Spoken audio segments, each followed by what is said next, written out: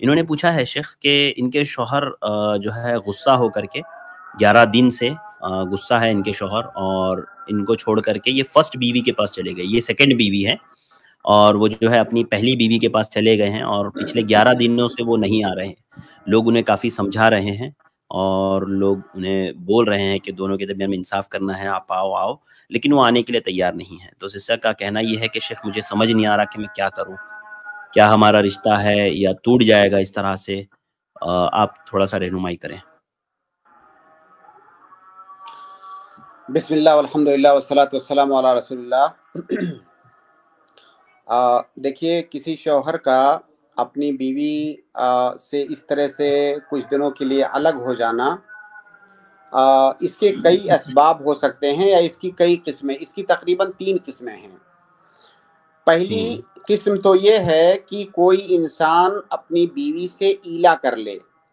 ایلا کا مطلب ہوتا ہے کوئی انسان یہ قسم کھا لے کہ میں اتنے دنوں تک اپنی بیوی کے پاس نہیں جاؤں گا، اس سے دور رہوں گا، اس سے قربت نہیں بناؤں گا، اس کو ایلا کہا جاتا ہے۔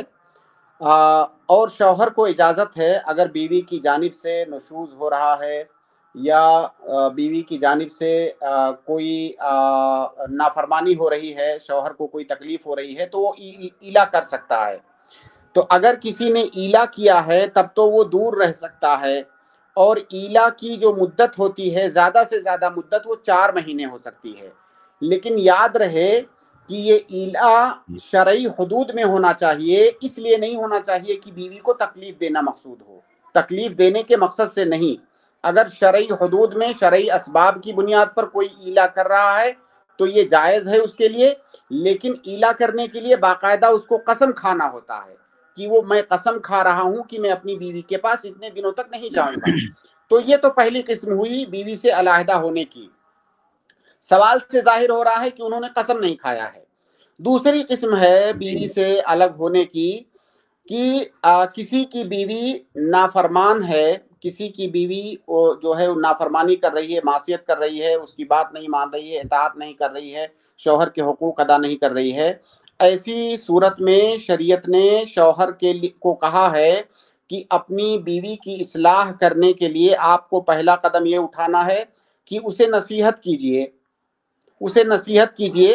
اگر نصیحت سے وہ مان جاتی ہے تب تو ٹھیک ہے، اگر وہ نہیں مانتی ہے تو ایسی صورت میں آپ کے لیے حجر کرنا جائز ہے۔ حجر مطلب اس کو چھوڑ دینا، اور چھوڑنے کا کئی مطلب ہوتا ہے۔ چھوڑنے کا مطلب یہ ہوتا ہے کہ آپ نے جو ہے اس سے بستر میں الگ کر دیا، بستر پہ آپ سو رہے ہیں لیکن جو ہے آپ دوسری طرف سو رہے ہیں، اس سے بات نہیں کر رہے ہیں۔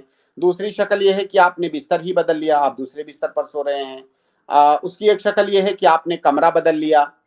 ایک شکل یہ ہے کہ آپ اس سے بات نہیں کر رہے ہیں، پہلے اس کے ساتھ کھانا کھاتے تھے، کھانا نہیں کھا رہے ہیں۔ بہرحال اس کی حجر کی بہت ساری شکلیں ہو سکتی ہیں، اور حجر کرنا یہ اصلاح کے لیے جائز ہے اگر بیوی کی جانب سے نشوز ہو رہا ہے، نافرمانی ہو رہی ہے تو یہ دوسرا اسٹیپ ہے۔ نصیحت کرنے پر اگر نہ مانے تو بیوی کو کچھ دن کے لیے وہ چھوڑ سکتا ہے جب تک اس کی اصلاح نہ ہو جائے۔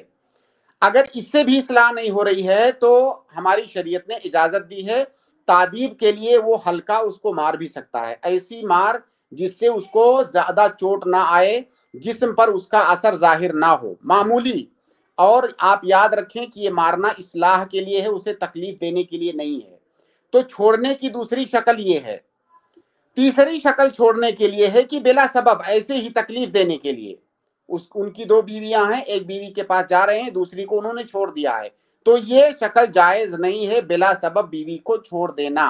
اگر کوئی ایسا کر رہا ہے تو گنہگار ہے، اور بیوی کے حقوق کے ادا کرنے میں وہ کوتاہی کر رہا ہے۔ اور خاص طور سے جب اس کی 2 بیویاں ہیں تو دونوں بیویوں کے درمیان عدل کرنا یہ ضروری ہے۔ عدل کرنا نان و نفقہ میں بھی، عدل کرنا جو ہے رات گزارنے میں بھی، ان ساری چیزوں میں عدل کرنا واجب ہے۔ تو اگر پہلی دونوں شکلیں نہیں ہیں، یہ تیسری شکل ہے، کسی معمولی بات پر ایسے ہی جو ہے بلا سبب پہلی بیوی کو چھوڑ دیا ہے 10-12 دنوں کے لیے یا کچھ دنوں کے لیے، اور عدل نہیں کر رہا ہے، تو ایسا انسان گنہگار ہے۔